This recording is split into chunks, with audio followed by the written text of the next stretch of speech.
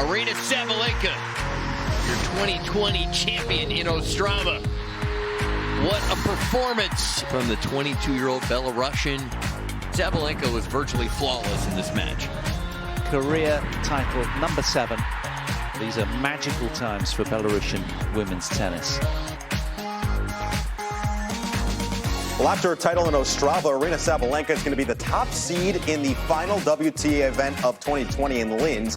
And she's got a chance, only 35 points behind Serena Williams, to kind of creep up and overtake a top 10 spot for the second time in her career high rank of 9 for the 22-year-old. Welcome back to TC Live. Noah Eagle, Kamau Murray, and Chandra Rubin with you here on Tennis Channel. And look, this was a busy week for Aryna Sabalenka. Her 7th career title on the singles side, her 4th career doubles title as well. So she's top 5 in the world in doubles. She's close to top 10 in the world in singles. And there were really 2 matches that stood out en route to that singles title, eventually defeating Victoria Azarenka in the final. But it started in the round of 16, where she fell behind very early against the 16-year-old Coco Gauff. And Chanda, in this match in particular, Sabalenka looked like she was down and out, certainly in that second set. And out of nowhere, it just seemed like she flipped the script.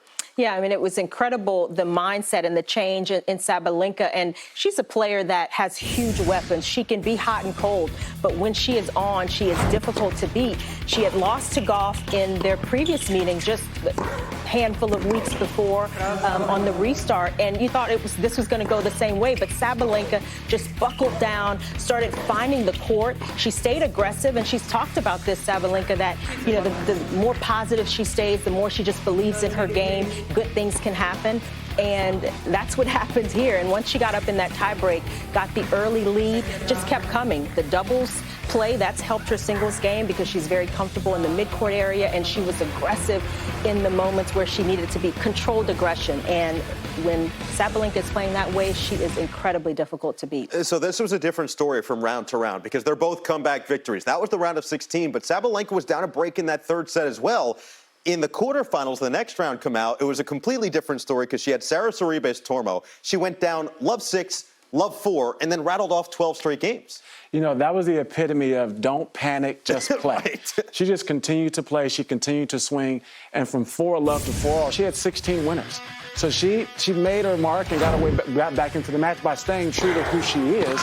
And she just started connecting. And we've seen that so many times in her career, where she would just continue to pound and pound and pound. And when they start falling, the opponent kind of panics a little bit and says, oh, I'm in trouble here.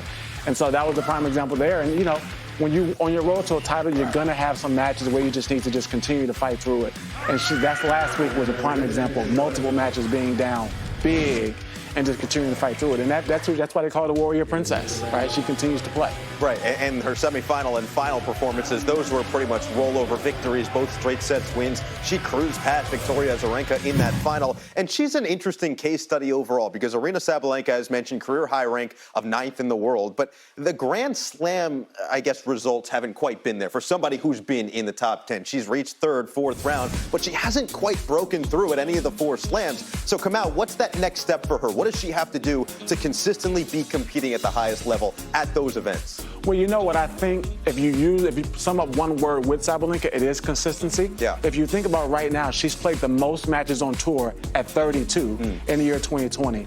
And the way she's able to stay close to the top 10 is she never really relies on big wins at the slams to sort of propel her ranking. We saw Ash Barty got to #1 in the world by winning Miami, winning the French Open, and then really doing nothing else. Sabalenka's always quarter here, semi here, win Wuhan. And that's why her points and her ranking is able to be stable for an entire calendar year. So I think that kind of helps her. I think to get to have some slam success, she definitely has to develop a middle ground and a second gear where she can just make balls because, you know, you're not going to always escape death by just swinging and missing and hoping they start to fall. And I think, you know, over the course of 7 matches in the Grand Slam, you're going to have to win some of those matches a different way.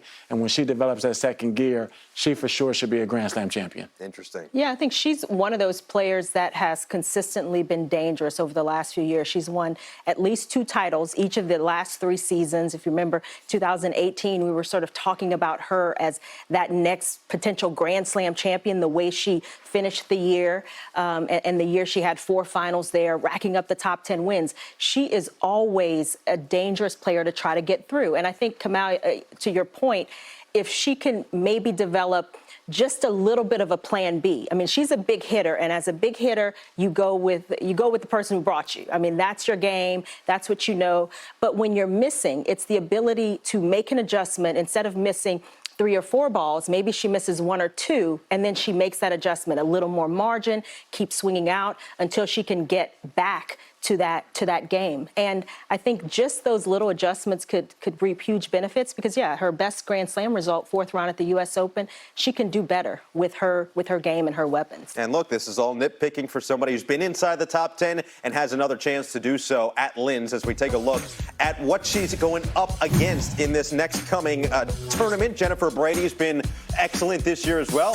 Aryna has had some big wins in her career. Elisa Mertens, they've played doubles. They're both very good doubles players. Katerina Alexandrova is somebody who can really come out and play well. So it's not going to be necessarily simple, but Sabalenka is going in as the top seed. When we return, we will hit the social net and check in with Kiki Bertens.